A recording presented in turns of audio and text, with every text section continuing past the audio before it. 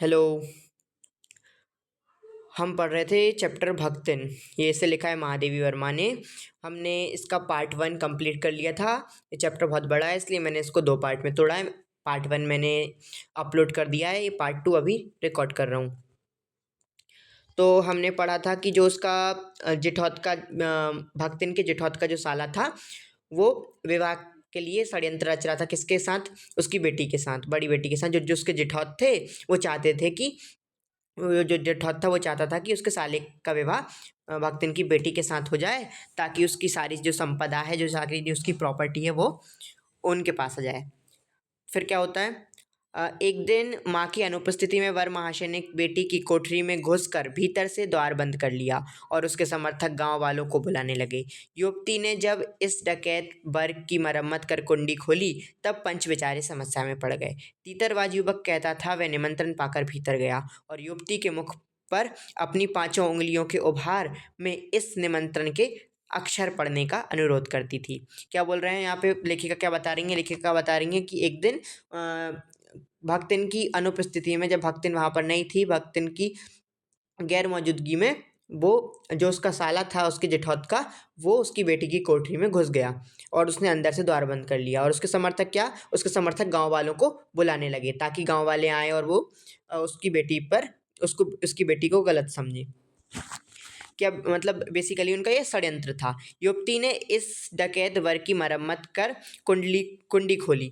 तो वो जो लेखिका की बेटी थी उसने वो भक्तिन की बेटी थी, उसने क्या किया? भक्तिन की बेटी ने उसकी अच्छी मरम्मत की, उसकी पिटाई की और उसने गेट खोला। तब पंच बेचारे समस्या में पड़ गए। पंच क्या थे? जो पंच रहते हैं, मतलब जो पंचायत के जो पंच रहते हैं, वो क्या हो समस्या में पड़ गए कि कौन सही है और कौन गलत। तीतरबाज युवक कहता था वह निमंत्रण पाकर भीतर गया और युवती उसके मुख पर अपनी पांच उंगलियों के उभार में इस निमंत्रण के अक्षर पढ़ने का अनुरोध करती थी। मतलब जो साला था उसके जेठौत का, वो क्या बोल रहा था? बोल रहा था मैं निमंत्रण पाकर भीतर गया था, मतलब मुझे इसी ने निमंत्रण दिया था, इसी ने बुलाया था, इसलिए मैं अंदर गया था। लेकिन उसकी भक्तिन की बेटी क्या बोल रही थी? भक्तिन की बेटी बोलती कि आप मतलब इसके मेरे मैंने इसको बहुत कूटा है, मैंने इसको नहीं बुलाया था, इसको तो उल्टा मैंने मारा है। अंत में दूध का दूध और पानी का पानी करने के लिए पंचायत बैठी और सबने सिर हिला हिलाकर इस समस्या का मूल कारण कलयुग को स्वीकार किया। फिर आखिर में क्या हुआ? आखिर में सब ने मिलकर कलयुग को दोष दे दिया कि कलयुग चल रहा है, समय खराब चल रहा है, इस समय का दोष है। अपीलहीन फैसला हुआ कि चाहे उन दोनों में एक सच्चा हो, चाहे दोनों झूठे, पर जब वे एक कोठरी से निकले तब उनका पति पत्नी के रूप में रहना ही कलयुग के दोष का परिमार्जन है। अब क्या बोल रही हैं? वो बोल रही हैं कि आखिरी में क्या फैसला हुआ? आखिरी में फैसला हुआ कि चाहे एक सच्चा हो, चाहे दोनों झूठे हो, कोई मतलब नहीं। जब दोनों एक कोठरी से बाहर आए हैं तो सारे सरपंच जो थे मिलकर उन्होंने क्या फैसला किया? पंच ने कि अब कलयुग का जो दोष है उसको हटाने के लिए क्या करना है? इन इन दोनों को पति पत्नी जैसे साथ में रहना पड़ेगा, मतलब इनका विवाह करवाना पड़ेगा। अपमानित बालिका ने ओंठ काटकर लहू निकाल लिया और माँ ने आग्ने नेत्रों से गले पड़े दामाद को देखा। जो उसकी बेटी थी भक्तिन की, उसने क्या ओंठ काट कर लहू निकाल लिया। मतलब वो जो उसका अपमान हुआ था, वो तो कितनी बार बोल रही थी कि ये मतलब मैंने नहीं बुलाया इसको, ये ज़बरदस्ती आया है, ज़बरदस्ती घुसा है। इसलिए उसको क्या यहाँ पे मुहावरा यूज़ किया है कि ओंठ काट कर लहू निकाल लिया। और माँ ने भी आग्ने नेत्रों से दामाद को देखा। आग्ने नेत्रों मतलब उससे गुस्से की नज़र से उसने गले पड़े दामाद को देखा कि ज़बरदस्ती ये मेरे गले पड़ गया है। संबंध कुछ सुखकर नहीं हुआ क्योंकि दामाद अब निश्चिंत होकर तीतर लड़ाता था और बेटी विवश क्रोध से जलती रहती थी। मतलब जो इनके जो संबंध था, जो रिलेशन था, वो बिल्कुल भी अच्छा नहीं रहा और अच्छा नहीं भी रहना था क्योंकि ये ज़बरदस्ती गले पड़ा था। जो अब वो जो वर महाशय थे, जो उसका दामाद था, वो क्या था? अब निश्चिंत होकर तीतर लड़ाता था और जो बेटी थी हमेशा क्रोध में जलती रहती थी। इतने यत्न के संभाले हुए गाय ढोर खेती बाड़ी सब पारिवारिक द्वेष में ऐसे झुलस गए कि लगान अदा करना भी भारी हो गया। सुख से रहने की कौन कहे। तो अब मतलब इस सब के चक्कर में क्या हुआ? जो उसके बड़े इतने सालों से संभाली हुई जो उसकी प्रॉपर्टी थी, उसकी जो संपत्ति थी, गाय ढोर खेती बाड़ी, इन सब के चक्कर में वो बिखर गई। और ये नौबत आ गई कि अब जो मतलब जहाँ पे वो रहते थे वहाँ का लगान यानी कर जो टैक्स होता है वो देना भी अब मुश्किल पड़ गया उसके लिए, भक्तिन के लिए। और जब एक बार क्या हु अंत में एक बार लगान न पहुँचने पर ज़मींदार ने भक्तिन को बुलाकर दिन भर कड़ी धूप में खड़ा रखा। और मतलब ऐसी नौबत आ गई कि कर दे नहीं पा रही थी भक्तिन, और लगान अदा नहीं कर पाई, तो ज़मींदार ने क्या किया, उसको सज़ा देने के लिए उसे बुलाकर दिन भर धूप में खड़ा रखा। ये अपमान तो उसकी कर्मठता में सबसे बड़ा कलंक बन गया। मतलब जो हम भक्तिन थी वो क्या थी, बहुत कर्मठ थी, बहुत तेजस्विनी थी, जैसे कि पहले बताया था। तो ये जो उसने मतलब ज़मींदार ने बुला के उसको कड़ी धूप में खड़ा रखा, ये जो अपमान था उसकी कर्मठता में कलंक बन गया। अतः दूसरे ही दिन भक्तिन कमाई के विचार से शहर आ गई। तो उसको मतलब उसको इतना अपमान फ़ील हुआ, उसको इतनी इंसल्ट फ़ील हुई कि वो अगले ही दिन क्या, उसने कमाई के विचार से वो शहर आ पहुँची। घुटी हुई चाँद की मोटी मैली धोती से टाके और मानो सब प्रकार की आहट सुनने के लिए कान कपड़े से बाहर निकाले हुए भक्तिन जब मेरे यहाँ सेवक धर्म में दीक्षित हुई, तब उसके जीवन के चौथे और संभवतः अंतिम परिच्छेद को का जो अथ हुआ, उसकी इति अभी दूर है। अब लेखिका क्या बताती हैं कि जब वो अगले दिन शहर में कमाई के विचार से आई, तो वो मेरे घर पहुँची, और मेरे घर में उसने सेवक धर्म में मतलब उसने काम माँगा सेवा का, वो मेरे घर में सेवक धर्म में दीक्षित हुई। तब उसके जीवन का चौथा और संभवतः अंतिम परिच्छेद, परिच्छेद मतलब क्या, अध्याय, मतलब उसका जो लास्ट जीवन का लास्ट पार्ट है, मतलब ऐसा मान रही हैं वो कि ये उसके जीवन का लास्ट पार्ट यहीं से शुरू हुआ। जो चौथा पार्ट था मतलब उसका क्या, अथ मतलब शुरुआत हुई, और इति मतलब क्या होता है, खत्म होना, कि अभी उसका अंत, उसका मतलब उसको खत्म होने में अभी बहुत टाइम है। भक्तिन की वेशभूषा में गृहस्थ और बैरागी का सम्मिश्रण देखकर मैंने शंका से प्रश्न किया, क्या तुम्हें खाना बनाना आता है? मतलब भक्तिन ने उसकी वेशभूषा देखी तो क्या था, वो ग्रस्त और बैरागी, मतलब ना तो वो ग्रस्त लग रही थी और ना ही वो बैरागी, वो क्या था, मिश्रण था। तो उनको शंका हुई, तो उनने क्या सवाल कहा कि क्या तुम खाना बनाना जानती हो? उत्तर में उसने ऊपर के ओंठ को सिकोड़ और नीचे के अधर को कुछ बढ़ा कर आश्वासन की मुद्रा के साथ कहा, ई कौन बड़ी बात आए, रोटी बनाए जानित हैं, दाल रांध लेत हैं, साग भाजी झोंक सकत हैं, और बाकी का रहा। अब वो क्या बोलती भक्तिन, भक्तिन बोलती ओंठ से कोड़कर और नीचे के अधर को ऊपर उठाकर आश्वासन मतलब विश्वास दिलाते हुए क्या बोलती हैं, वो बोलती हैं, ये कौन बड़ी बात आए, मतलब ये कौन सी बड़ी बात है इसमें, रोटी बनाए जाने थे, वो बोलती मुझे रोटी बनाना आता है, दाल रांध लेते हैं, वो दाल रांध लेती हैं, साग सब्जी छौंक सहित है, मतलब वो साग सब्जी जो सब्जियां होती है उसको फ्राई वो कर लेती हैं। छौंक मतलब वो हम जो छौंक लगाते हैं सब्जी में, उसकी बात हो रही है यहाँ पे। और बाकी का रहा, वो बोलती हैं कि और आपको क्या चाहिए? दूसरे दिन तड़के ही सिर पर कई लोटे औंधा कर उसने मेरी धुली धोती जल के छींटों से पवित्र कर पहनी, और पूर्व के अंधकार और मेरी दीवार से फूटते हुए सूर्य और पीपल का 2 लोटे जल से अभिनंदन किया। 2 मिनट नाक दबाकर जप करने के उपरांत जब वह कोयले की मोटी रेखा से अपने साम्राज्य की सीमा निश्चित कर चौके में प्रतिष्ठित हुई, तब मैंने समझ लिया कि इस सेवक का साथ टेढ़ी खीर है। लेखिका आप क्या बोलती हैं, लेखिका बोलती हैं कि वो सुबह नहा धो के जब वो रेडी हो गई, तो उसने क्या, कई लोटों से नहाकर वो जब रेडी हो गई, तो उसने मेरी धुली धोती पर जल छींटा, जल छिड़क कर उसने पवित्र किया और पहनी। फिर उसने क्या किया, फिर जो मतलब वो जल्दी उठी थी, तो पूर्व जब सूर्य क्या पूर्व से निकलता है, तो पूर्व के अंधकार में उनने दीवार से फूटते हुए सूर्य और जो पीपल का पेड़ था उसका अभिनंदन, उसका अभिवादन किया, उस 2 लोटे जल से। उन्होंने जल चढ़ाया, अर्घ दिया सूर्य को, फिर पीपल के पेड़ में जल चढ़ाया, और फिर क्या किया, 2 मिनट नाक दबाकर जप किया। उसके उपरांत जब वह कोयले की मोटी रेखा से अपने साम्राज्य की सीमा निश्चित कर चौके में प्रतिष्ठित हुई, तब मैंने समझ लिया कि इस सेवक का साथ टेढ़ी खीर है। क्या किया फिर उनने उनने कोयले से एक लाइन खींची, एक रेखा खींची, और वो अपने चौके पर उनने चौका रखा, उनका मतलब लकड़ी का जो होता है जिस पर बैठते हैं, वो चौका रखा, वहाँ पर वो विराजमान हुई। तब लेखिका ने क्या समझा, लेखिका ने समझ लिया कि इस सेवक का साथ टेढ़ी खीर है। अपने भोजन के संबंध में नितांत वितराग होने पर भी मैं पाक विद्या के लिए परिवार में प्रख्यात हूँ, और कोई भी पाक कुशल दूसरे में काम में नुक्ताचीनी बिना किए रह नहीं सकता। अब क्या बोलती है लेखिका कि मैं जो हूँ घर में वो फेमस थी किसके लिए, कुकिंग के लिए। उनकी उनके जो खाना बनाने का वो है पाक विद्या, मतलब अ, खाना बनाने की कला, पाक की विद्या। तो इसमें क्या थी, फेमस थी अपने घर में। और वो क्या बताती हैं कि कोई भी पाक कुशल क्या करता है कि किसी भी दूसरे व्यक्ति की काम में नुक्ताचीनी यानी मिस्टेक निकाले बिना, कमी निकाले बिना नहीं रह सकता।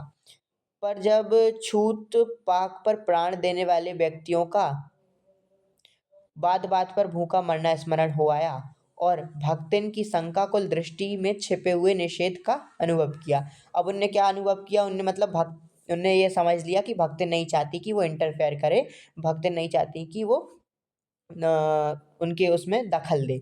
उनने क्या, भक्तिन की आंखों में निषेध का अनुभव कर लिया था। तब कोयले की रेखा मेरे लिए लक्ष्मण के धनुष से खींची हुई रेखा के सामने दुर्लंघ हो उठी। तो अब उनके लिए कोयले की रेखा किस समान हो गई, जिसे वो पार नहीं कर सकती। दुर्लंघ मतलब जिसे हम लांघ नहीं सकते, पार नहीं कर सकते, उनके लिए वो दुर्लंघ हो गई। निरुपाय अपने कमरे में बिछौने में पड़कर नाक के ऊपर खुली हुई पुस्तक स्थापित कर मैं चौके में पीढ़े पर आसीन अधि अंधिकारी को भूलने का प्रयास करने लगी। अब वो बोलती हैं कि निरुपाय मतलब जब उनके पास कोई उपाय नहीं बचा, जब उनके पास कुछ रहा नहीं करने को, तो वो क्या करती हैं, वो अपने कमरे में जाके बिछौने पर बेड पर लेट जाती हैं और नाक के ऊपर किताब को खोलकर स्थापित करती हैं और वो कोशिश करती हैं भक्तिन को भूलने की, जो मतलब आसन अंधिकारी को भूलने की। भोजन के समय जब मैंने अपनी निश्चित सीमा के भीतर निर्दिष्ट स्थान ग्रहण कर लिया, तब भक्तिन ने प्रसन्नता से लबालब दृष्टि और आत्मतुष्टि से आप्लावित मुस्कुराहट के साथ मेरी फूल की थाली में एक अंगुल मोटी और गहरी काली चिट्टीदार रोटियां रख कर उसे टेढ़ी कर गाढ़ी दाल परोस दी। पर जब उसके उत्साह पर तुषारपात करते हुए मैंने रुहासे भाव से कहा, यह क्या बनाया है, तब वह हठ बुद्धि हो रही। अब लेखिका क्या बताती हैं, लेखिका यहाँ बोल रही हैं कि जब खाना बन गया और मैं जब अपने स्थान पर बैठ गई, जब मैंने स्थान ग्रहण कर लिया, तो भक्तिन ने प्रसन्नता से, वो मतलब बहुत खुशी से, बहुत आत्मतुष्टि से, उन्हें क्या, बहुत मुस्कुराहट से उन्हें फूल की थाली में एक अंगुल मोटी और गहरी काली चिट्टीदार 4 रोटियां उनकी थाली में रखी, परोसी, और उसी को टेढ़ी कर कर उसमें दाल भी, गाढ़ी दाल परोस दी। पर उसके उत्साह पर तुषारपात मतलब उनने उसके उत्साह को गिराते हुए, उनके उत्साह पर एक मतलब पानी फेरते हुए क्या, रुआँसे भाव से क्या कहा कि ये क्या बनाया है? मतलब लेखिका को पसंद नहीं आया खाना, कि मतलब ये क्या है, एक उँगल मोटी रोटी काली जला दी थी शायद उनने। तब वह हठ बुद्धि हो रही। तब उनने हठ बुद्धि से क्या कहा? उनने बोला कि रोटी अच्छी सेकने के प्रयास में कुछ अधिक खरी हो गई है।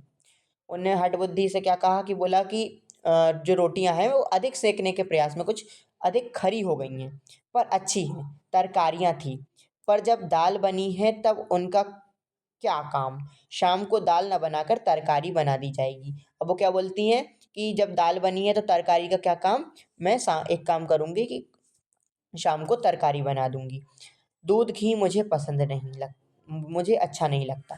अब लेखिका क्या बोल रही हैं, मुझे दूध घी पसंद नहीं है, नहीं तो सब ठीक हो जाता। वो बोलती हैं कि मतलब मुझे दूध घी पसंद नहीं है, नहीं तो सब अच्छा हो जाता, सब ठीक हो जाता। वो ये कहना चाह रही हैं कि मैं दूध या घी में कुछ में रोटी खा लेती। अब ना हो तो आमचूर और लाल मिर्च की चटनी पीस ली जावे। अब वो बोल रही हैं अब इससे कुछ नहीं होगा तो क्या करेंगे, आमचूर या फिर लाल मिर्च की चटनी पीस लेंगे। उससे भी काम ना चले तो वह गांव से लाई हुई गठरी में से थोड़ा सा गुड़ दे देगी, और शहर के लोग क्या कलाबत्तू खाते हैं। अब यहाँ पे भक्तिन बोल रही हैं। अब भक्तिन क्या बोलती हैं कि अगर इससे भी कुछ काम ना होगा तो वो जो उनकी वो गठरी लाई हैं गाँव से, उसमें क्या, उससे थोड़ा सा गुड़ निकाल कर वो उनको, लेखिका को दे देंगी। और वो बोलती है कि और क्या शहर के लोग कलाबत्तू खाते हैं। फिर वह कुछ अनाड़िन या फूहड़ नहीं, मतलब अब क्या बोल रही हैं कि जो भक्तिन है वो कुछ अनाड़ी या फूहड़ नहीं है, मतलब वो आलसी या फिर वो कामचोर नहीं है। उसके ससुर, पितिया ससुर, अजिया सास आदि ने उसकी पाक कुशलता के लिए न जाने कितने मौखिक प्रमाण दे डाले हैं।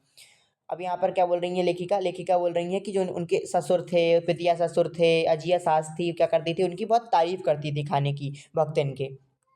मौखिक प्रमाण मतलब उनने बहुत सारी उनकी तारीफ करी है।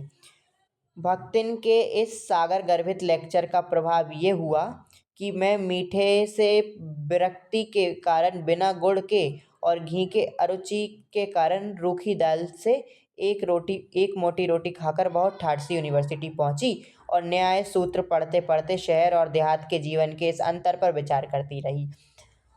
अब क्या बोल रही है लेखिका कि मतलब जो भक्तिन ने जो इतना लेक्चर दिया, इतना समझाया, उसका असर क्या हुआ कि उनको गुड़ पसंद नहीं था और घी से अरुचि थी उनकी, मतलब उनको मीठा पसंद नहीं था और घी भी पसंद नहीं था। तो इस कारण उन्होंने क्या किया, लोखी रोटी खाई, एक काली रोटी उसमें दाल में, और बड़े ठाठ से यूनिवर्सिटी पहुंची। और वहाँ पर वो क्या ज्ञान सूत्र पढ़ती हैं। ज्ञान सूत्र पढ़ते पढ़ते वो क्या सोचती हैं कि शहर और देहात का जीवन कितना, मतलब उनमें डिफरेंस है, उसके बारे में वो सोचती हैं।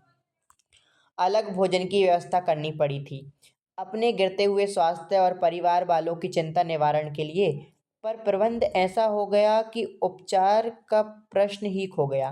इस देहाती वृद्धा ने जीवन की सरलता के प्रति मुझे इतनी जागृत कर दिया था कि मैं अपनी असुविधाएं छुपाने लगी, सुविधाओं की चिंता करना तो दूर की बात। अब लेखिका क्या बोलती हैं कि मतलब उनको अलग भोजन की व्यवस्था करनी पड़ी थी। अब गिरते हुए स्वास्थ्य और परिवार वालों की चिंता निवारण के लिए पर प्रबंध ऐसा हो गया कि उपचार का प्रश्न ही खो गया। मतलब अब क्या, अब भक्तिन आ गई थी, तो जो एक निवारण ऐसा हो गया कि उपचार का प्रश्न ही हो गया। इस देहाती वृद्धा ने जीवन की सरलता के प्रति मुझे इतना जागृत कर दिया था कि मैं अपनी सुविधाएं छुपाने लगी। वो क्या बोलती हैं कि मतलब जो देहाती, जो ये भक्तिन हैं, जो देहाती हैं, जो वृद्धा, उनने जीवन के प्रति उनको इतना सरलता और इतना जागृत कर दिया है कि वो अपनी असुविधाएं, जो उनको मतलब जो अपनी वो हैं, वो भूल छिपाने लगी हैं। यहाँ तक सुविधाओं का तो फिर क्या ही कहना। इसके अतिरिक्त भक्तिन का स्वभाव ही ऐसा बन चुका है कि वह दूसरों को अपने मन के अनुसार बना लेना चाहती है, पर अपने संबंध में किसी प्रकार के परिवर्तन की कल्पना तक उसके लिए संभव नहीं। लेखिका क्या बोलती हैं अब यहाँ पे, वो बोल रही हैं कि भक्तिन का ऐसा स्वभाव है कि वो चाहती है कि सबको वो अपने जैसा कर लेती है, लेकिन वो अपने संबंध में कुछ भी परिवर्तन नहीं करना चाहती।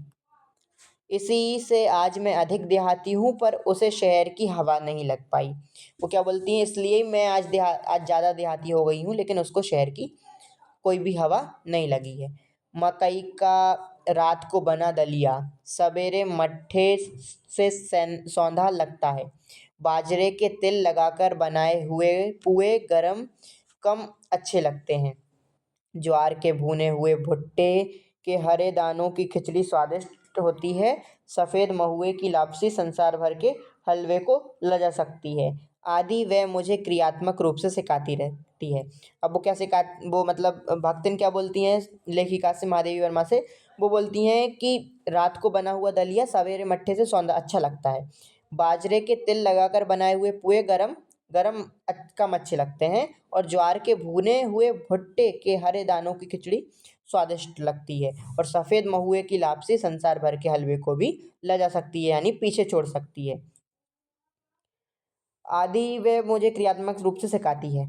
वो क्या, ये सब उनको सिखाती रहती हैं, गाँव की बातें, गाँव मतलब जो गाँव के डिशेज हैं वो उनको बताती रहती हैं। पर यहाँ का रसगुल्ला तक भक्तिन के पोपले मुंह में प्रवेश करने का सौभाग्य नहीं प्राप्त कर सका। अब क्या बोलती हैं कि ये मतलब शहर का जो रसगुल्ला तक वो नहीं खाती, जो भक्तिन है वो शहर का रसगुल्ला तक नहीं खाती, और वो उनको सब देहाती चीज़ें सिखा चुकी है और सब खिलाती रहती है। पोपले मुँह का क्या मतलब है यहाँ पे पोपले मुँह का मतलब उनके मुँह में दाँत नहीं थे। भक्तिन जो थी उनके मुँह में दाँत नहीं थे। मेरे रात दिन नाराज होने पर भी उसने साफ धोती पहनना नहीं सीखा, पर मेरे स्वयं धोकर फैलाए हुए कपड़ों को भी वह तय करने के बहाने सिलवटों से भर देती है। वो क्या बोलती हैं कि मतलब उन्होंने अभी बताया कि मैं ज़्यादा देहाती हो गई हूँ, लेकिन उसको शहर की हवा नहीं लगी। वो ना तो उन्होंने रसगुल्ला खाना सीखा, और ना वो क्या बता रही हैं यहाँ पे, यहाँ बता रही हैं कि मैं उससे हज़ार मतलब बहुत बार वो नाराज़ हुई इस बात पर कि तुम साफ धोती पहना करो, धुली हुई धोती पहना करो, लेकिन वो ये चीज़ नहीं मानती, वो चीज़ उनने नहीं मानी। और क्या करती हैं उल्टा, वो जो लेखिका जो धोकर डालती है कपड़े, उनको भी क्या करती है वो तय करने के बहाने मतलब घिड़ी करने के बहाने क्या करती हैं, सिलबटों से भर देती हैं।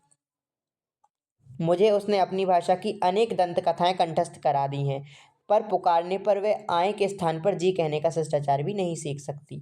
वो क्या बोल रही हैं कि मतलब जो गाँव की दंत कथाएँ होती हैं, जो गाँव के मुहावरे और लोकोक्तियाँ होती हैं, वो उनने लेखिका को कंठस्थ करा दी हैं, लेकिन वो इतना भी शिष्टाचार नहीं सीख पाई कि वो क्या करती हैं, जब लेखिका उनको पुकारती है वो क्या बोलती हैं, आएँ। जी की स्थान उनको मतलब वो इतना भी नहीं सीख पाई कि जी बोलना चाहिए। भक्तिन अच्छी है, ये कहना कठिन होगा, क्योंकि उसमें दुर्गुणों का अभाव नहीं है। वह सत्यवादी हरिश्चंद्र नहीं बन सकती, पर नरोबा पुंजरोबा कहने में भी विश्वास नहीं करती। वो क्या बोल रही हैं कि मैं ये नहीं कह सकती कि भक्तिन अच्छी है, क्योंकि उसमें बहुत सारे दुर्गुण हैं। पर वो क्या है, वो सत्यवादी हरिश्चंद्र नहीं है। जो महाराज सत्यवादी हरिश्चंद्र का यहाँ पे क्या मतलब है, वो जो हमेशा सच बोलता है, मतलब वो हमेशा सच नहीं बोलती। लेकिन नरोबा पुंजरोबा कहने में भी वो विश्वास नहीं करती है। मेरे इधर उधर पड़े पैसे रुपये भंडार घर की किसी मटकी में कैसे अंतर्हित हो जाते हैं, ये रहस्य भी भक्तिन जानती है। पर उस संबंध में किसी के संकेत करते ही वह उसे शास्त्रार्थ की चुनौती दे डालती है, जिसको स्वीकार कर लेना किसी तर्क शिरोमणि के लिए संभव नहीं। वह उसका अपना घर ठहरा, पैसा रुपया जो इधर उधर पड़ा देखा, संभाल कर रख लिया। अब क्या बता रही हैं लेखिका, वो बोल रही हैं कि जब उनके पैसे इधर-उधर पड़े हो, मतलब कुछ पैसे जो वो इधर-उधर छोड़ देती हैं, भूल जाती हैं, वो कब गायब हो जाते हैं उनको पता भी नहीं चलता। वो किसी भंडार घर की मटकी में जाके कैसे रखा जाते हैं। ये रहस्य सिर्फ़ भक्तिन जानती है, मतलब भक्तिन क्या करती हैं, उनके पैसे जो इधर-उधर रखा जाते हैं, वो क्या करती हैं, उनको मटकी में जाकर रखाती हैं किसी भंडार घर की। और अगर इस संबंध में उनसे कभी कोई पूछ ले या फिर उनको मतलब ऐसे इशारा कर दे या संकेत कर दे कि मतलब वो ये कहना चाह रहा है, तो क्या करती हैं, उसको शास्त्रार्थ की चुनौती दे देती हैं।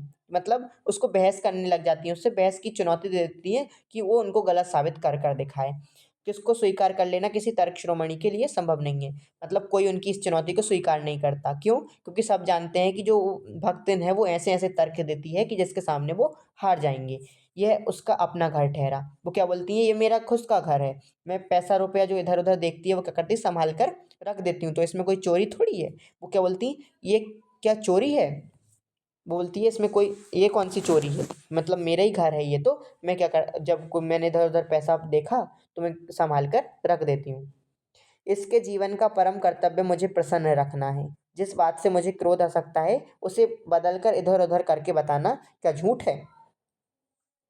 अब लेखिका क्या बताती हैं कि भक्तिन का जो जीवन का परम उद्देश्य है क्या है, लेखिका को प्रसन्न करना, खुश रखना है। जिस बात से उनको क्रोध आ सकता है वो क्या करती हैं, उसको तोड़ मरोड़ कर घुमा फिरा कर बताती हैं। तो क्या बोलती हैं यहाँ पे भक्तिन, वो बोलती हैं कि ये क्या झूठ है, मतलब आप मुझे इन मेरी जो मालकिन है उनको मैं खुश रखूँगी, तो इसमें कौन-सा झूठ है? ये कोई झूठ नहीं है। क्या बोलती हैं वो, इतनी चोरी और इतना झूठ तो धर्मराज महाराज में भी होगा, नहीं तो वे भगवान जी को कैसे प्रसन्न रख सकते हैं और संसार को कैसे चला सकते हैं?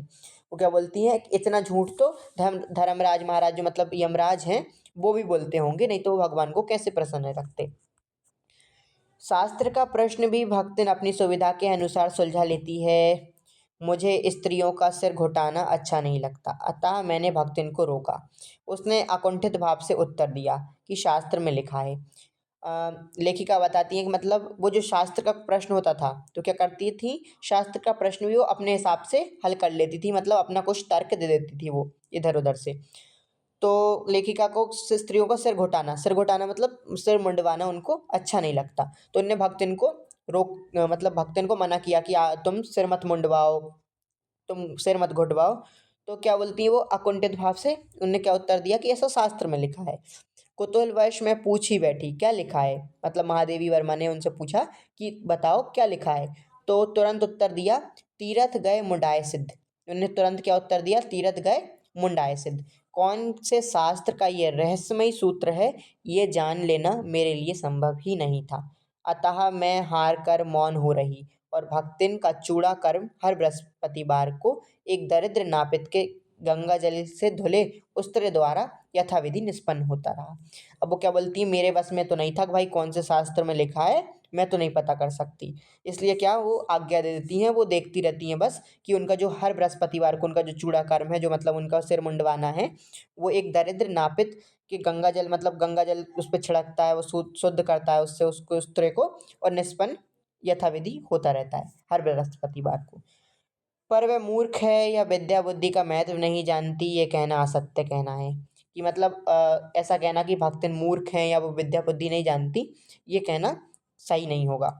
अपने विद्या के अभाव को वह मेरी पढ़ाई लिखाई पर अभिमान करके भर लेती है। अब क्या करती हैं वो कि भक्तिन जो है वो उनमें वो क्या पढ़ी लिखी नहीं है, जो उनका विद्या का अभाव है वो किससे भर लेती हैं, जो लेखिका है वो उनके पढ़ाई लिखाई के जो अभिमान से वो भर लेती हैं। एक बार जब मैंने सब काम करने वालों से अंगूठे के निशान के स्थान में हस्ताक्षर लेने का नियम बनाया, तब भक्तिन बड़े कष्ट में पड़ गई। मतलब अब क्या उन्होंने नियम बनाया एक बार महादेवी वर्मा ने कि घर में जो जितने लोग काम करते थे कि अब उनसे वो अंगूठे के जगह पर वो क्या हस्ताक्षर करवाएंगी। तो जो भक्तिन थी वो क्या कष्ट में पड़ गई, उनको क्या मतलब वो सोच में पड़ गई, चिंता में पड़ गई। क्योंकि एक तो उससे पढ़ने की मुसीबत नहीं उठाई जा सकती थी, दूसरे सब गाड़ीवान दाइयों के साथ बैठकर पढ़ना उसकी वयोवृद्धा का अपमान था। तो वो क्या बोलती हैं कि मतलब वो सोच में पड़ गई, वो संकट कष्ट में पड़ गई। क्यों? क्योंकि उसको एक तो मतलब उन भक्तिन जो थी वो उनको पढ़ा नहीं जाता था, और ऊपर से मतलब उनका जो क्या बोलते हैं वो बाकी लोगों के साथ, बाकी दाइयों के साथ उनको पढ़ना अच्छा नहीं लगता था, उनकी वयोवृद्धा का अपमान था। अतः उसने कहना आरंभ किया, हमार मालकिन तो रात दिन कितबियन में गड़ी रहती है। अब हमहू पढ़े लागव तो घर गृहस्थी कौन देखी सुनी। अब उनने क्या बहाना बनाया, उनने कहना सबको कहना शुरू किया कि जो मेरी मालकिन है, हमारी मालकिन तो रात दिन कितबियन में गड़ी रहती है। मतलब उनने बोला कि जो हमारी मालकिन है वो तो रात दिन किताबों में लगी रहती है, अगर मैं भी पढ़ना शुरू कर दूँ, अगर मैं भी पढ़ने में ही लग जाऊंगी तो घर गृहस्थी कौन देखेगा। पढ़ाने वाले और पढ़ने वाले दोनों का इस तर्क का ऐसा प्रभाव पड़ा कि भक्तिन इंस्पेक्टर के समान क्लास में घूम घूम कर किसी के आ ई की बनावट, किसी के हाथ की मंथरता और किसी की बुद्धि की मंदता पर टीका टिप्पणी करने का अधिकार पा गई। अब इस मतलब उनके इस तर्क का क्या प्रभाव हुआ, उनके इस तर्क के कारण वो क्या, अब वो इधर से उधर घूमती रहती थी और सबको मतलब सबको टिप्पणी करती थी सबके ऊपर, किसी का आ ई सुधारती थी तो किसी की हैंड राइटिंग पे कमेंट करती थी, तो फिर कि किसी की मंद बुद्धि मतलब जो कोई मंदता था, जिस जल्दी से जिसको समझ में नहीं आता हो उसको क्या करती थी, उसके ऊपर टिप्पणी करती थी। उसे तो अंगूठा निशानी देकर वेतन लेना नहीं होता, इसी से बिना पढ़े ही वह पढ़ने वालों की गुरु बन बैठी। अब वो क्या मतलब वो इस अधिकार से क्या इधर उधर घूमती रहती थी, सब पर टिप्पणी करती रहती थी, तो क्या बिना ही पढ़े सबकी गुरु बन गई। वे अपने तर्क ही नहीं तर्कहीनता के लिए भी प्रमाण खोज लेने में पटु है। अब क्या बोलती है महादेवी वर्मा कि वो तर्क मतलब सही पॉइंट के लिए नहीं, वो जब उसका मतलब पॉइंट गलत हो, तर्कहीनता भी हो, तो भी वो क्या करती है, वो उसके लिए प्रमाण खोज ही लाती है। मतलब उसमें निपुण है, वो पटु है। अपने आप को महत्व देने के लिए ही वह अपनी मालकिन को असाधारणता देना चाहती है, पर इसके लिए भी प्रमाण की खोज ढूंढ आवश्यक हो उठती है। वो क्या बोलती हैं कि वो अपने को क्या साबित करना, अपने को जो महत्व बढ़ाना है उनको, तो इसके लिए वो क्या करती है, अपने मालकिन को असाधारण मतलब साधारण नहीं साबित करती, वो असाधारण साबित करना चाहती हैं ताकि वो भी थोड़ी उनका भी महत्व बढ़ सके। तो इसके लिए भी वो क्या खोज प्रमाण ढूंढती हैं। जब एक बार मैं उत्तर पुस्तिका पुस्तकों और चित्रों को लेकर व्यस्त थी, तब भक्तिन सबसे कहती घूमी, ऊ बिचरेऊ तो रात दिन काम में झुकी रहती है और तुम पचे घूमती फिरती हो। अब क्या मतलब जब एक बार क्या था कि जब आंसर शीट्स में क्या, जो लेखिका थी वो आंसर शीट में व्यस्त थी और चित्र बनाने में, तो जो भक्तिन थी वो सबसे कहते कहते घूम रही थी कि मतलब जो हमारी मालकिन है वो तो दिन रात काम में लगी रहती है वो बेचारी तो, और तुम यहाँ पे घूम रही हो, कुछ मदद करो हमारी मालकिन की, और तो चलो तनिक हाथ बटाए लो। वो क्या बोलती हैं कि थोड़ा हाथ बटा लो। सब जानते थे कि ऐसे कामों में हाथ नहीं बटाया जा सकता। तो अब सब क्या जानते थे कि भाई ऐसे कामों में, पढ़ाई लिखाई के कामों में हाथ नहीं बटाया जा सकता। अतः उन्होंने अपनी असमर्थता प्रकट कर भक्तिन से पिंड छुड़ाया, इसलिए उन्होंने मना कर दिया कि हम नहीं बटा सकते, हमें ये काम नहीं आता, और इससे भक्तिन से पीछा छुड़ाया। पर इसी प्रमाण के आधार पर उसकी सब अतिशोक्तियाँ अमरवेल सी फैलने लगी, उसकी मालकिन जैसा काम कोई जानता ही नहीं। मतलब इस कारण इस प्रमाण से क्या हो गया, उन्होंने ये साबित कर दिया कि मेरी मालकिन जैसा कोई काम नहीं जानता, और उनकी जो अतिशोक्ति थी मतलब जो उनकी प्रसिद्धि थी इस मामले में फैलने लगी कि उसकी मालकिन जैसा काम तो कोई जानता ही नहीं।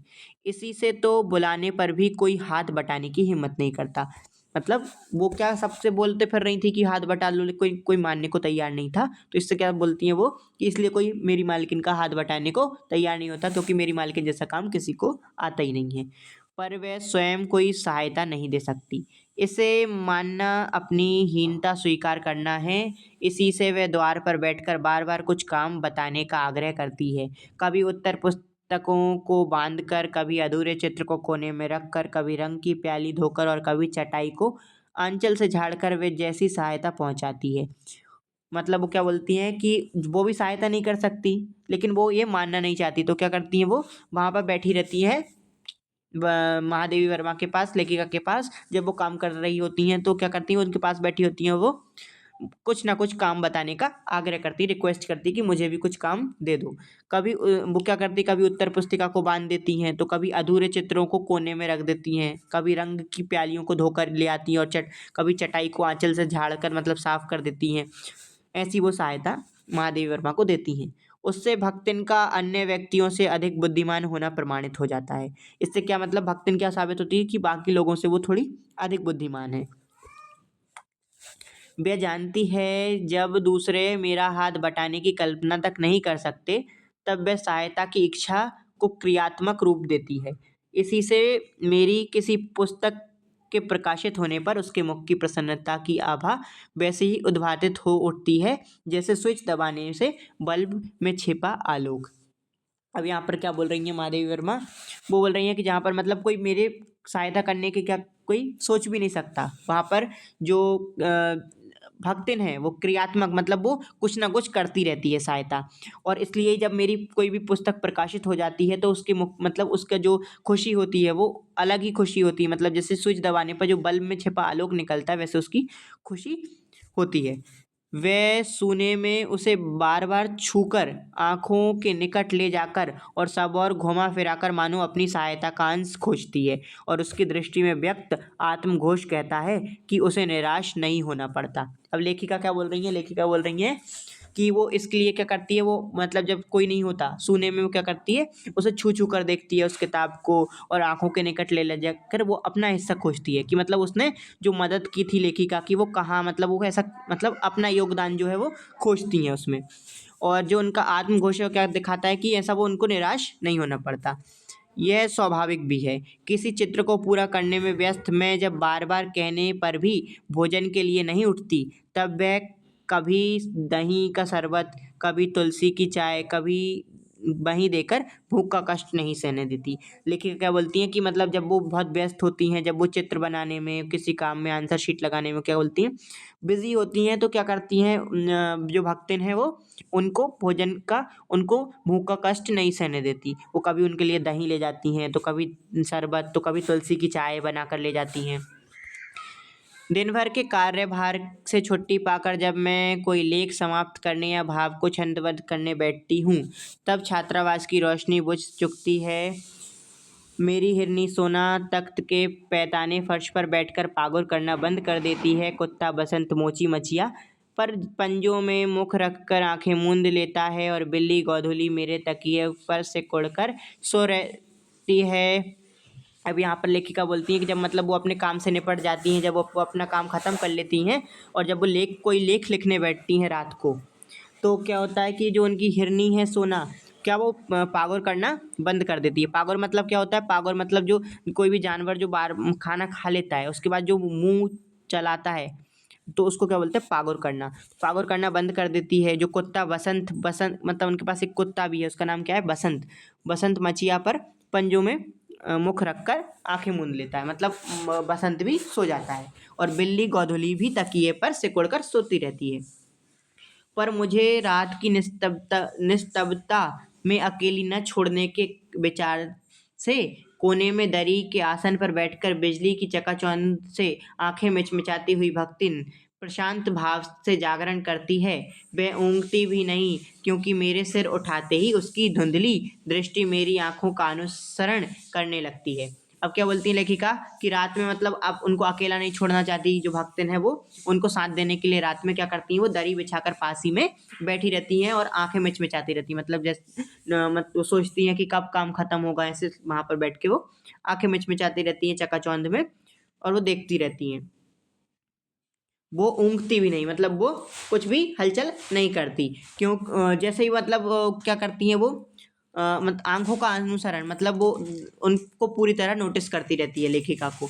यदि मैं सिरहाने रखे रैक की ओर देखती हूँ तो वह उठकर आवश्यक पुस्तक का रंग पूछती है, और यदि मैं कलम रख देती हूँ तो वह स्याही उठा लाती है, और यदि मैं कागज़ एक ओर सरका देती हूँ तो वह दूसरी फाइल टटोलती है। अब वो क्या करती हैं, वो नोटिस करती हैं कि लेखिका की गतिविधि पे वो पूरा अपना ध्यान रखती हैं। वो जैसे ही लेखिका क्या करती है, रैक की तरफ देखती हैं तो वो तुरंत फाइल का कलर बुक का कलर पूछती है। क्यों? क्योंकि उनको पढ़ना लिखना तो आता नहीं है, तो क्या करती हैं वो बुक का कलर पूछती हैं। तो वह उठकर आवश्यक पुस्तक का रंग पूछती है। यदि मैं कलम रख देती हूँ तो वह स्याही उठा लाती है। जैसे अगर वो कलम रख देती है नीचे तो उनको लगता है कि स्याही खत्म हो गई है, और इसलिए उन्हें कलम रख दी, तो क्या करती है तुरंत स्याही उठा लाती हैं। अगर मैं कागज़ सरका देती हूँ तो वो दूसरी फाइल टटोलती है। वो जैसे ही मतलब दूसरे कागज़ को जो काम कर रही थी अगर उसको रख के सरका देती है तो वो दूसरी फाइल को टटोलना शुरू करती हैं। बहुत रात गए सोने पर भी मैं जल्दी ही उठती हूँ, और भक्तिन को तो मुझसे भी पहले जागना पड़ता है। सोना उछल कूद के लिए बाहर जाने को आकुल रहती है, बसंत नृत्य कर्म के लिए दरवाज़ा खुलवाना चाहता है, और गोधूली चिड़ियों की चहचहाट में शिकार का आमंत्रण सुन लेती है। अब के मतलब जो लेखिका है वो रात को लेट सोती हैं और सुबह भी उनको जल्दी उठना पड़ता है, और भक्तिन को तो उनसे भी मतलब उनको जो अपना नहाना धोना निपटान करना पड़ता है, और फिर उसके बाद वो खाना बनाना पड़ता है, तो क्या करती हैं वो और जल्दी उठती हैं भक्तिन। और जो उनकी हिरन है सोना, वो उछल कूद करने लगती है सुबह, वो मतलब वो अपनी बाहर जाने के लिए वो बहुत आकुल, मतलब बहुत एक्साइटेड हैं। बसंत जो उनका कुत्ता है वो अपने नित्य कर्म के लिए दरवाज़ा खुलवाने के लिए वो भी एक्साइटेड, वो भी मतलब आतुर रहता है। गोधूली जो है मतलब जो उनकी बिल्ली है, वो जब बाहर आवाज़ सुनती है चिड़ियों की तो वो भी शिकार के आमंत्रण में, उसको जो मतलब खाना चाहिए, उसको भी तो शिकार चाहिए ना अपना, तो उसके लिए वो तैयार रहती है। मेरे भ्रमण की भी एकांत साधन भक्तिन ही रही है। बद्री, केदार आदि के ऊँचे नीचे और तंग पहाड़ी रास्ते में जैसे हट करके मेरे आगे चलती रही है, वैसे ही कि गाँव की धूल भरी पगडंडी पर मेरे पीछे रहना नहीं भूलती। किसी भी समय कहीं भी जाने के लिए प्रस्तुत होते ही भक्तिन को छाया के समान साथ पाती हूँ। वो क्या बोल रही हैं कि मतलब जब वो सफ़र करती हैं, जब वो ट्रैवल करती हैं तो भी उनकी जो उनकी साथिन कौन रही है, भक्तिन ही रही हैं। जब वो बद्रीनाथ, केदारनाथ की ऊंची नीची पहाड़ियों पर वो जब जाती थी, मतलब जब वो गई थी ट्रैवल करने, तो उनके साथ कौन थी, भक्तिन ही थी। और भक्तिन क्या करती है, हठ पूर्वक मतलब जिद कर कर वो हमेशा आगे चलती हैं, लेकिन गाँव की धूल भरी पगडंडी पर वो क्या करती हैं, वो पीछे चलती हैं भक्तिन। और जैसे ही मतलब महादेवी वर्मा कभी भी कहीं भी जाती हैं तो वो अपने छाया के साथ, मतलब जैसे छाया रहती है ना, वैसे हमेशा भक्तिन को अपने साथ ही पाती हैं। युद्ध को देश की सीमा में बढ़ते देख जब लोग आतंकित हो उठे, तब भक्तिन के बेटी दामाद उसके नाती को लेकर बुलाने आ पहुँचे, पर बहुत समझाने बुझाने पर भी वह उनके साथ नहीं जा सकी। सबको वह देख आती है, रुपया भेज देती है, पर उनके साथ रहने के लिए मेरा साथ छोड़ना आवश्यक है, जो संभवतः भक्तिन को जीवन के अंत तक स्वीकारना होगा। अब लेखिका क्या बोलती हैं कि वहाँ पे मतलब उस समय क्या था, युद्ध का माहौल था, तो युद्ध के माहौल में सब लोग डर गए, आतंकित हो उठे। तो भक्तिन की जो बेटी थी और दामाद थे और जो उनके उसका नाती था, तो उनको क्या बुलाने आए थे कि चलो गाँव चलो।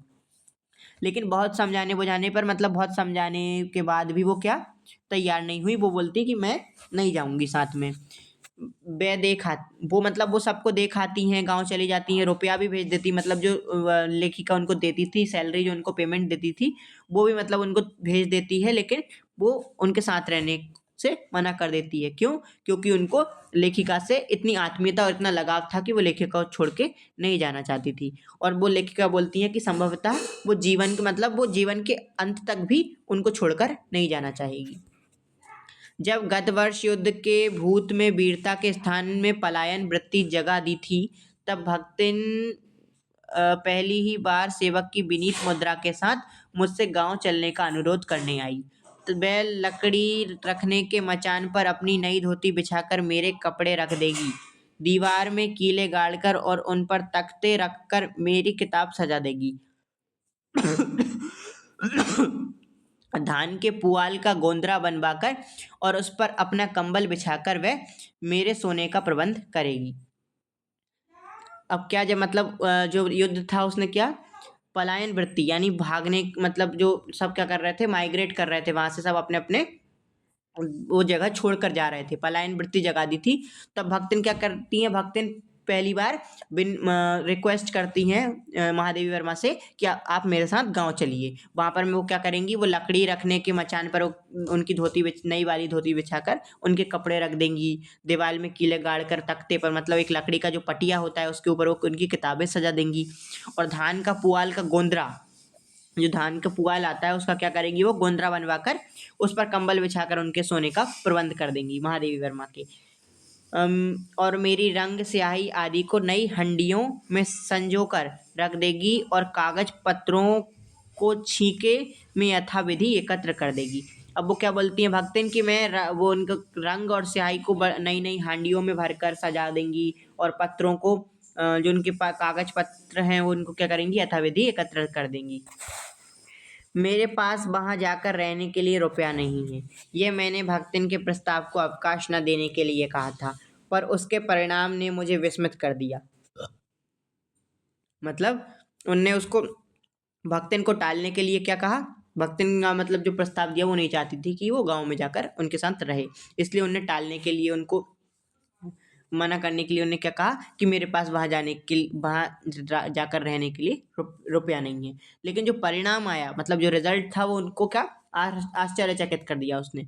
भक्तिन ने परम रहस्य का उद्घाटन करने की मुद्रा बनाकर और पोपला मुंह मेरे कानों के पास लाकर होले होले बताया कि उसके पास 5 बीसी और 5 रुपया गड़ा रखा है। अब भक्तिन क्या बोलती हैं, भक्तिन एक सीक्रेट रिवील करती हैं। वो बोलती हैं उनको, मतलब पोपला मुंह फिर से यहाँ पे क्या बता रही हैं कि उनके मुंह में दांत नहीं थे भक्तिन के। वो पास लाकर क्या बोलती हैं कि मेरे पास 5 रुपया और 5 मतलब उनके पास क्या 5 रुपया और 5 पैसा गड़ा रखा है, यानी उनने सेव करके रखा है, उसी से वह सब प्रबंध कर लेगी। फिर लड़ाई तो कुछ अमरौती खाकर आई नहीं है, जब सब ठीक हो जाएगा तब यहीं लौट आएंगे। भक्तिन क्या बोलती है यहाँ पर कि भाई लड़ाई तो कोई ऐसे सदा के लिए आई नहीं है कि हमेशा चलेगी, तो अमरौती खाकर तो आई नहीं है, तो जब ठीक हो जाएगा सब हम वापस यहीं लौट आएंगे। भक्तिन की कंजूसी के प्राण पूंजीभूत होते होते पर्वताकार बन चुके थे। मतलब जो भक्तिन की कंजूसी के किस्से थे, जो भक्तिन की कंजूसी मतलब थी, वो तो पर्वत का आकार ले चुकी थी। और इसका मतलब वो विख्यात थी कि भाई वो भक्तिन की बहुत कंजूस थी, परंतु इस उदारता के डायनामाइट ने क्षण भर में उन्हें उड़ा दिया। अब क्या बोलती है कि जो उनके वो थे कि वो तो उनकी जो कंजूसी के वो थे क्या पर्वत जैसे थे, तो लेकिन जो उनकी जो इसने उदारता दिखाई, अभी जो उनने इतनी बड़ी वो बात कही, उससे क्या बोलती वो, उससे क्षण भर में वो पर्वत उड़ा दिए। इतने थोड़े रुपए का कोई महत्व नहीं, परंतु रुपए के प्रति भक्तिन का अनुराग इतना प्रख्यात हो चुका है कि मेरे लिए उसका परित्याग मेरे महत्व की सीमा तक पहुंचा देता है। अब क्या बोलती महादेवी वर्मा कि इतने कम रुपए का कोई महत्व तो नहीं है पैसों का, लेकिन मतलब इतना प्रख्यात है, सब जानते हैं कि भक्तिन को पैसों से कितना लगाव है, और वो पैसों मेरे लिए त्याग देगी, मेरे लिए उन पैसों का परित्याग मतलब उनकी महत्व की सीमा को दर्शाता है कि मतलब उनके लिए वो कितने मायने रखती है, उनका महत्व कितना ज़्यादा है उनके लिए, भक्तिन के लिए। भक्तिन और मेरे बीच में सेवक स्वामी का संबंध है, ये कहना कठिन है, क्योंकि ऐसा कोई स्वामी नहीं हो सकता जो इच्छा होने पर भी सेवक को अपनी सेवा से हटा ना सके, और ऐसा कोई सेवक भी नहीं सुना है जो स्वामी के चले जाने का आदेश पाकर अवज्ञा से हंस दे। अब वो क्या बोलती हैं कि मतलब हम दोनों में सेवक स्वामी का कोई संबंध नहीं है, मालिक मालकिन, मतलब जो सेवक और मालकिन का कोई ऐसा कोई संबंध कहना सही नहीं होगा। क्यों? क्योंकि ऐसा कोई स्वामी नहीं होगा जो उसको इच्छा, मतलब जो होने पर, चाहने पर भी सेवक को निकाल न सके, और ऐसे कोई सेवक भी नहीं होगा कि भाई मतलब स्वामी ने बोल दिया, स्वामी ने आदेश दे दिया कि तुम चले जाओ, तो भी वो अवज्ञा से क्या हंस दे। भक्तिन को नौकर कहना उतना ही असंगत है जितना अपने घर में बारी बारी से आने जाने वाले अंधेरे उजाले और आंगन में फूलने वाले गुलाब और आम को सेवक मानना। वो क्या बोलती हैं कि भाई मतलब ये उतना ही गलत होगा, उतना ही बेकार बात होगी जितनी कि अपने फूल में जो गुलाब खिलते हैं, पेड़ पौधों में जो आम है आंगन में, उनको सेवक कहना। मतलब वो इसको गलत बताती हैं। वे जिस प्रकार एक अस्तित्व रखते हैं जिसे सार्थकता देने के लिए ही हमें सुख दुख देते हैं, उसी प्रकार भक्तिन का स्वतंत्र व्यक्तित्व अपने विकास के परिचय के लिए ही मेरे जीवन को घेरे हुए है। परिवार और परिस्थितियों के कारण स्वभाव में जो विषमताएं उत्पन्न हो गई हैं, उनके भीतर से एक स्नेह और सहानुभूति की आभा फूटती रहती है। क्या बोल रही हैं कि मतलब जो भक्तिन ने इतना झेला है, भक्तिन की जैसी परिस्थितियां रही हैं और जैसा परिवार रहा है, उस हिसाब से उन्हें बहुत सारी कठिनाइयां, विषमताएं घेरी हैं और उस कारण उनके स्वभाव में क्या हो गया है, उनके स्वभाव में मतलब थोड़ी कठोरता आ गई है। लेकिन कभी कभी क्या होता है, स्नेह और सहानुभूति की आभा उनके उससे फूटती रहती है। इसी से उसके संपर्क में आने वाले व्यक्ति उसमें जीवन की सहज मार्मिकता ही पाते हैं। मतलब वो जिसके भी कांटेक्ट में आती हैं, मतलब वो जिनके भी साथ रहती हैं, वो उनके सहज मार्मिकता पाते हैं। छात्रावास की बालिकाओं में से कोई अपनी चाय बनवाने के लिए ही दहली पर बैठी रहती है, कोई बाहर खड़ी मेरे लिए बने नाश्ते को चखकर उसके स्वाद की विवेचना करती रहती है। मेरे बाहर निकलते ही सब चिड़ियों के समान उड़ जाती हैं। अब यहाँ पर लेखिका बोलती है कि मतलब जो छात्रावास की, जो जहाँ पे वो रहती थी हॉस्टल की, वहाँ पे लड़कियाँ क्या बैठी रहती थी दहली पर भक्तिन से कोई चाय बनवाने के लिए, तो कोई नाश्ता चख कर बताने के लिए कि कैसा है। लेकिन जैसे ही वो बाहर निकलती थी सब चली जाती थी। लेकिन जैसे ही वो वापस अंदर आती थी, क्या करती थी, वो सब वापस बैठ जाती थी अपने अपने जगह पर, दहली पर विराजमान हो जाती हैं। ओ इन्हें आने में रुकावट ना हो, संभवतः इसी से भक्तिन अपना दोनों जून का भोजन सवेरे ही बनाकर ऊपर के आले में रख देती है और खाते समय चौके का एक कोना धोकर पाक छत के सनातन नियम से समझौता कर लेती है। अब वो क्या बोलती है, इनको तकलीफ ना हो, इनको कोई समस्या ना हो, तो क्या करती हैं, वो अपने दोनों टाइम का खाना पहले ही बनाकर ऊपर वाले उसमें रख देती हैं। मेरे परिचितों और साहित्यिक बंधुओं से भी भक्तिन विशेष परिचित है, पर उसके प्रति भक्तिन के सम्मान की मात्रा मेरे प्रति उनके सम्मान की मात्रा पर निर्भर है और सद्भाव उनके प्रति मेरे सद्भाव से निश्चित होता है। इस संबंध में भक्तिन की सहज बुद्धि विस्मित कर देने वाली है। अब बोलती हैं लेखिका कि मतलब जो उनके साहित्यिक बंधु हैं, जो उनके रिलेशन में, जो उनके रिलेटिव्स हैं, उनके लिए उनको उनका व्यवहार कैसा है, भक्तिन का व्यवहार वैसा ही है जैसा कि लेखिका का है। अगर लेखिका का व्यवहार किसी के लिए अच्छा है तो भक्तिन का व्यवहार भी अच्छा है, और अगर किसी के लिए लेखिका कम अच्छी हैं तो वो भक्तिन भी उनके लिए कम अच्छी रहेंगी। मतलब वो सम्मान की मात्रा कैसे डिफाइन करती हैं, वो लेखिका जितना सम्मान देती है उतना ही सम्मान वो सबको देती है, और जो सद्भाव लेखिका सबके प्रति रखती है वही सद्भावना और सद्भाव सम्मान की भावना वो रखती है। इस संबंध में भक्तिन की सहज बुद्धि विस्मित कर देने वाली है। अब क्या बोलती हैं लेखिका की मतलब अब यहाँ पर जो उनकी बुद्धि है, यहाँ पे सहज बुद्धि जो वो इंटेलिजेंस दिखा रही हैं, वो सबको आश्चर्यचकित कर देने वाली है। वह किसी को आकार प्रकार और वेशभूषा से स्मरण करती है और किसी को नाम के अपभ्रंश द्वारा अप्र अपभ्रंश द्वारा। क्या बोल रही हैं वो कि किसी को मतलब वो उसकी वेशभूषा की, उसने कैसे कपड़े पहने हैं, उसकी बॉडी कैसी है, उसके हिसाब से याद रखती है। तो मतलब किसी को वो नाम, उसके नाम के टुकड़े करके उसको नाम के कुछ भी अपने मन से बनाकर याद रखती है। जैसे कि कोई मोटा है तो उसको मोटे के उसमें याद रखेगी, पतले ऐसे वो सबको याद रखती है। कवि और कविता के संबंध में उसका ज्ञान बढ़ा बढ़ा है, पर आदर भाव नहीं। मतलब वो बोलती है कविता और कविता के मामले में उसका ज्ञान बढ़ा है लेकिन आदर नहीं बढ़ा। किसी के लंबे बाल और अस्त व्यस्त वेशभूषा देखकर वह कह उठती है, काहू कवित लिखे जानत है, और तुरंत ही उसकी अवज्ञा प्रकट हो जाती है। मतलब वो क्या बोलती, किसी को वो अगर देखती है कि उसकी अस्त व्यस्त वेशभूषा है, मतलब बिखरी हुई सी उसकी हेयर स्टाइल है, और अगर उसकी अस्त व्यस्त मतलब कपड़े हैं, तो क्या बोल तुरंत बोलती है वो कि ये क्या कविता जानता है, का ओहू कवित लिखे जानत है। और तुरंत ही उसकी अवज्ञा प्रकट कर हो जाती है, मतलब तुरंत ही उसका अपमान वो कर देती हैं। तब वो कुछो करही धरही ना, बस गली गली गाउत बजाउत फिरत। अब वो क्या बोलती हैं कि ये इसको कौन सा कविता लिखना आता होगा, ये कुछ नहीं करता होगा, ये तो गली गली गाते बजाते घूमता होगा। तो यही वो क्या करती हैं, अपमान प्रकट कर देती हैं। पर सबका दुख उसे प्रभावित कर सकता है। विद्यार्थी वर्ग में से कोई जब कारागार का अतिथि हो जाता है, तब उस समाचार को व्यथित भक्तिन बीता बीता भरे। लड़कन का जेहल कलयुग रहा तौन रहा, अब परलय होई जाई, उनकर माई का बड़े लाट तक लड़े का चाही, कहकर दिन भर सबको परेशान करती है। अब क्या बोल रही हैं लेखिका कि उनका मतलब वो किसी का ऐसा भी नहीं है कि वो दुख नहीं समझती, वो सबके दुख से प्रभावित हो जाती हैं। जब मतलब उसमें जब युद्ध चल रहे थे, जब मतलब अंग्रेज सबको कारागार में डाल रहे थे विद्यार्थियों को, तो उससे वो क्या बोल सब फिर जब अगर कोई कारागार में चला जाता था तो क्या भक्तिन सबको क्या बोलती फिरती थी कि बीता बीता भर के बच्चों को क्या कर रहे हैं, कारागार में डाल रहे हैं, घोर कलयुग आ गया है, अब तो पढ़ ले होना चाहिए। और वो क्या बोलती हैं कि अब इनको खूब लड़ना चाहिए, कहकर दिन भर सबको परेशान करती है।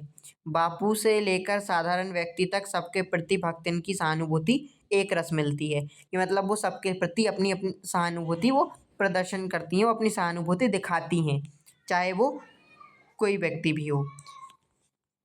भक्तिन के संस्कार ऐसे हैं कि वह कारागार से वैसे ही डरती है जैसे यमलोक से। ऊंची दीवार देखते ही वह आंख मूंद कर बेहोश हो जाना चाहती है। वो क्या बोलती हैं कि मतलब भक्तिन को जेल से कारागार से बहुत डर लगता है, जैसे कि उनको किसी को यमलोक से लगता है, वैसे वो उनको क्या लगता है कि कारागार से उनको बहुत डर लगता है। उसकी ये कमजोरी इतनी प्रसिद्धि पा चुकी है कि लोग मेरे जेल जाने की संभावना बता बताकर उसे चिढ़ाते रहते हैं। वह डरती नहीं, ये कहना असत्य होगा।